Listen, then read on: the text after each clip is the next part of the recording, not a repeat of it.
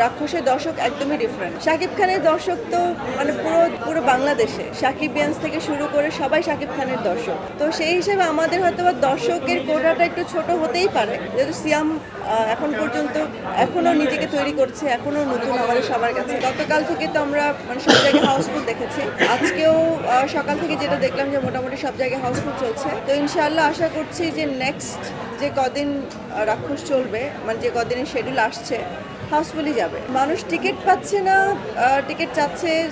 Cineplex তো তারা চেষ্টা করছে যে শোজ বাড়িয়ে দেওয়ার জন্য, এবং তারা সহযোগিতা করছে, এবং তারা বলেছে তারা সহযোগিতা করবে যতটুকু সম্ভব তারা শো বাড়িয়ে দেওয়ার জন্য। বাকিটা তো দর্শকের উপর, দর্শকের চাহিদার উপরে হয়তো বা কম বাড়বে না বেশি বাড়বে, সেটা পুরোটাই অডিয়েন্সের উপর ডিপেন্ড করছে। আমার প্রথম সিনেমা বরবাদ ছিল, বাজিমাত করেছে। সেকেন্ড সিনেমা আপনার আজকে দ্বিতীয় দিন চলছে, আপনারা সবাই দেখছেন, হাউসফুল চলছে। আর এবছর আমরা সিঙ্গেল স্ক্রিনে দেইনি, আমরা শুধু মাল্টিপ্লেক্স সিনেপ্লেক্সেই দিয়েছি। সো মাল্টিপ্লেক্স সিনেপ্লেক্সের যে অডিয়েন্স, আমি তো আসলে সিঙ্গেল স্ক্রিনের অডিয়েন্সের জন্য সিনেমা, মানে এটা সব শ্রেণীর অডিয়েন্সের জন্য সিনেমা।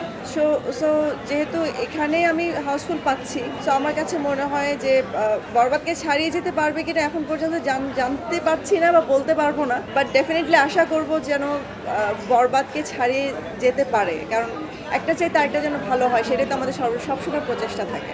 রাক্ষস চলছে, এবং রাক্ষসের দর্শক একদমই ডিফারেন্ট। শাকিব খানের দর্শক তো মানে পুরো বাংলাদেশে সাকিবিয়ান্স থেকে শুরু করে সবাই শাকিব খানের দর্শক। তো সেই হিসেবে আমাদের হয়তো বা দর্শকের কোটাটা একটু ছোট হতেই পারে, যেহেতু সিয়াম এখন পর্যন্ত এখনো নিজেকে তৈরি করছে, এখনো নতুন আমাদের সবার কাছে। বাট ডেফিনেটলি আমি বলবো যে যদি সিনেমার মান ভালো হয়, আমাদের নির্মাণ যদি ভালো হয়, তাহলে দর্শক তো ডেফিনেটলি দেখবে। গল্পটা যখন আমরা শুরু করি তখন থেকেই তো আমরা মানে একজনকে ভেবেই গল্পটা সামনে এগোচ্ছিল। তো আমাদের মাথায় প্রথম থেকে সিয়াম আহমেদ ছিল। তো আমার মনে হয় যে যেহেতু আমরা তাণ্ডবে সিয়াম আহমেদকে দেখেছিলাম, তো সেই থেকেই মাথায় ছিল যে সিয়াম আহমেদ এই ক্যারেক্টারটা পুল করতে পারবে। সো এবং ও খুব ভালো করেছে, খুব ভালো পুল অফ করেছে। তো আমার কাছে মনে হয় যে আমাদের জন্য খুব একটা চ্যালেঞ্জিং ছিল না। অ্যান্ড সিয়াম আহমেদের ডেডিকেশনের সামনে আসলে আমার কাছে মনে হয় মানে Siam Ahmed was definitely perfect for the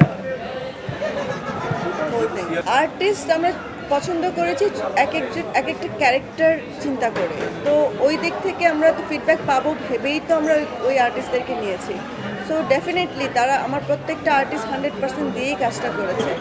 so আমি ফিডব্যাক পেয়েছি তাদের কাছ থেকে, এবং দর্শক দেখছে এবং দর্শক তাদেরকে পছন্দ করছে।